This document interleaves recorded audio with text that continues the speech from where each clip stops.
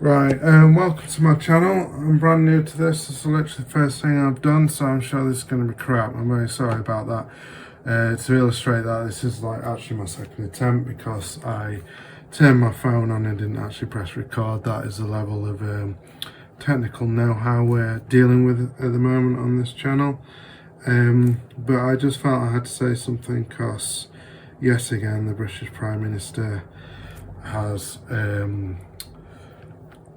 behave like an absolute wally, and the thing that I'm pissed off with him now, it's a very long list of all the things I'm pissed off with him about, is this horrible ban on social media for under 16s.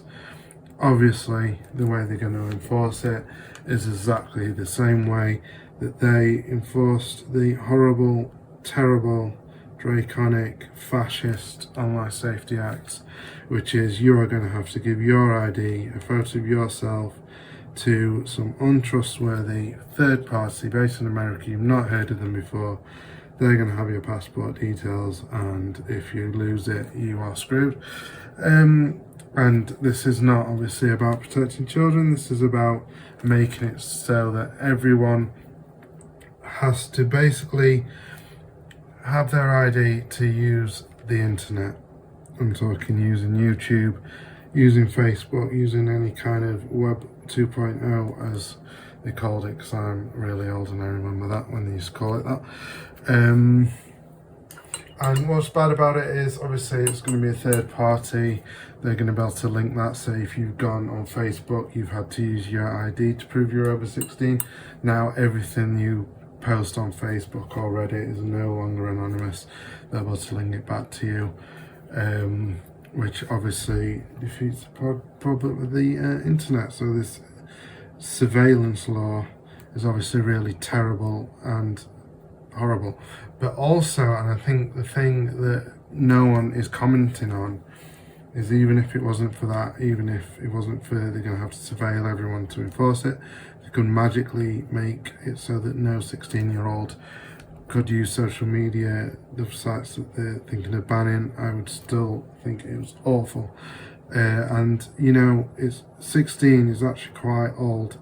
If you're 16, you're going to be an adult in 2 years, right? So imagine you're going to be an adult in 2 years and you've not even been able to be allowed on Facebook.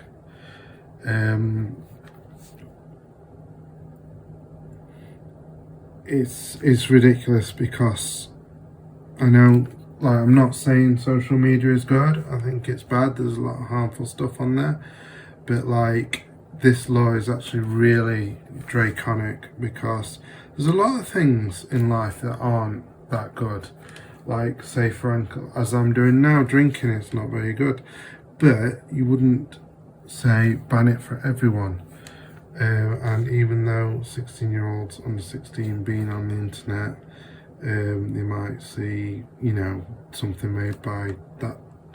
I don't want to swear because it's YouTube in it, but insert your own swear word here. Andrew Tate, obviously he's a reprobate and you wouldn't want people seeing that.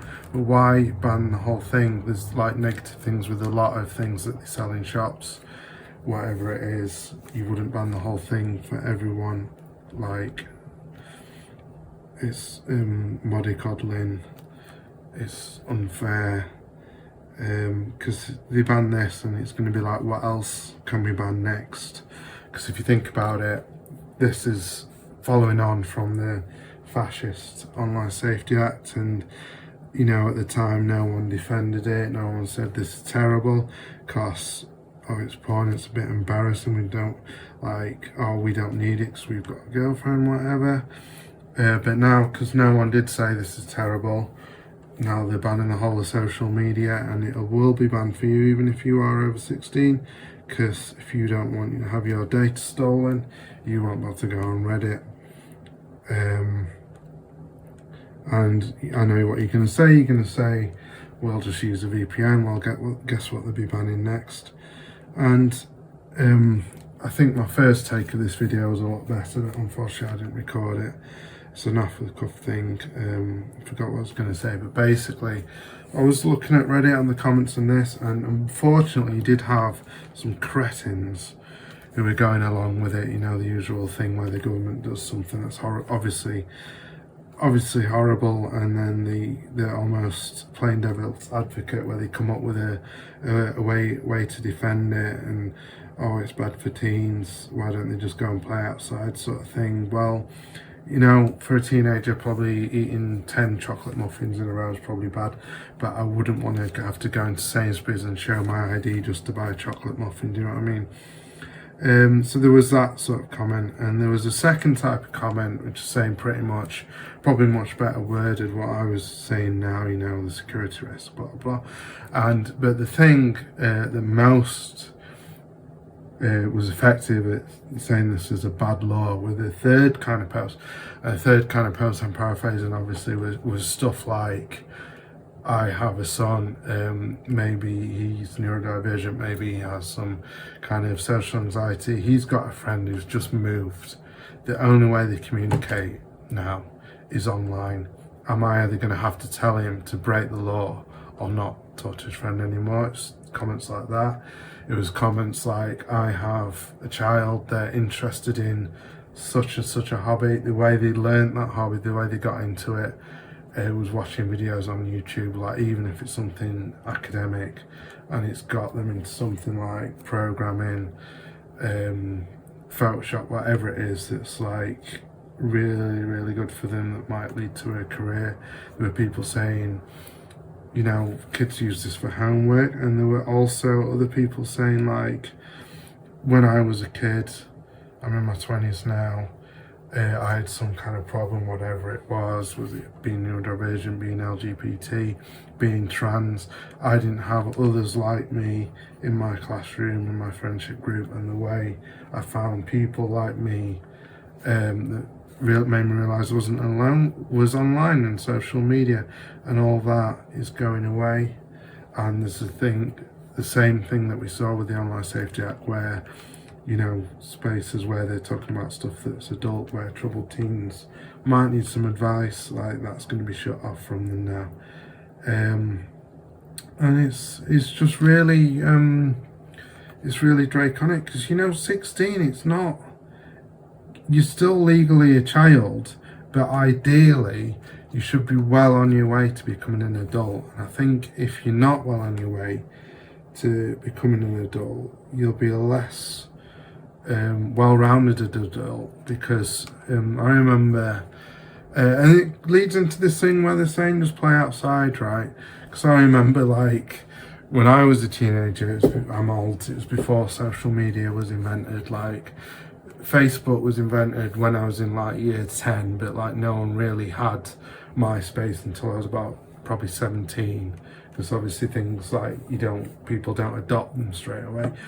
And it's like just play outside, but like teens ended up going down the skate park, and other young people said they got introduced to like drinking underage, smoking weed from a really early age and stuff like that. And I know people, I was sheltered, but I know people who did that. So that this whole idea of, oh, just go play outside, there's that same people who are in favour of this social media ban. They'll be like, when there's kids out in the world, teenagers, they'll be complaining about that as well.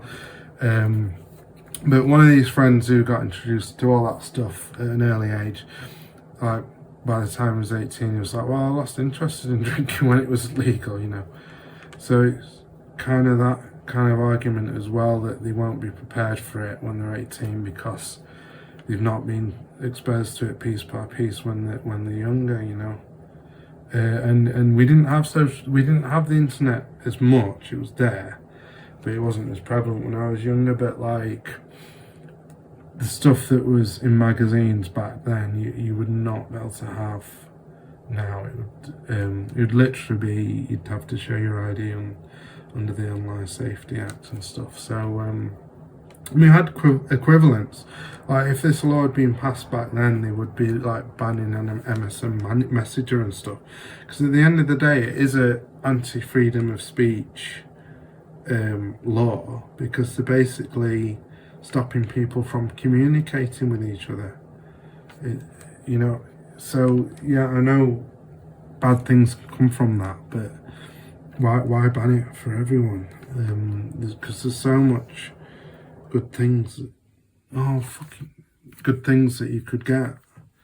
I'm rambling because I've had to do a second take, and this is probably going to be rubbish. But yeah, I think this is going to be controversial, me saying this. But I think this is the worst thing any government has done since at least 2010, because the defence that I'm seeing people come to justify it is basically, oh, you shouldn't have free speech because that might lead to problems, so let's ban freedom of expression for everyone. Because it's a communication tool, you're banning a communication tool, or you're making it so you can't, if you're over 16, you can't use it anonymously. And it's obviously just to sell us data and stuff like that. So I'm sorry, this first video has been absolute crap, but yeah.